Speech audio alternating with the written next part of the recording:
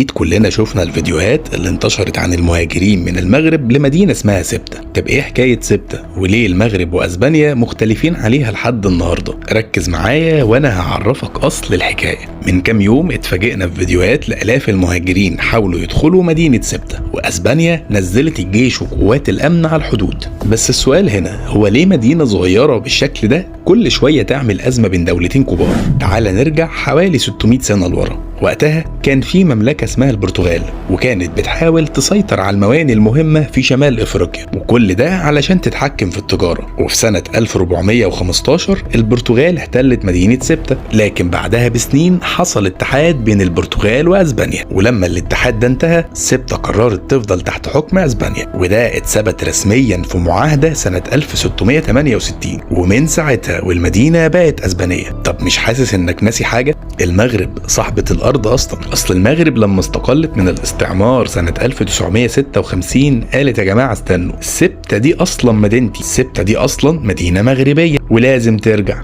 أسبانيا كان ردها واضح، الكلام ده هناك دي بقت جزء من أسبانيا خلاص، والكلام ده من مئات السنين، وسكانها أصلا أسبان، ومفيش تفاوض نهائي على القصة دي، ومن يومها والخلاف موجود. أيوة، طب ليه الأزمة دي بتتكرر وكل فترة بنسمع عنها؟ عشان سبتة بتعتبر قطعة من أوروبا بس موجودة في أفريقيا، واي مهاجر بيقدر يدخلها يبقى رسميا وصل لاراضي الاتحاد الاوروبي. وده فعلا اللي حصل من كام يوم. الاف المهاجرين حاولوا يخشوا الحدود، فتحولت من ازمه هجره لازمه سياسيه كبيره، ورجعت الخلاف القديم كله بين المغرب واسبانيا من جديد. يعني باختصار الازمه اللي انت شايفها دي ليها جذور لاكتر من 600 سنه، وده اللي مخلي سبتة رغم انها مدينه صغيره جدا بس واحده من اكتر الاماكن حساسيه في العالم كله. خلينا نشوف الايام الجايه مخبيه ايه. لو انت مهتم باي حاجه لها علاقه بالتاريخ ما تنساش تعمل لي لايك وفولو علشان تعرف تاريخك مع احمد عبده.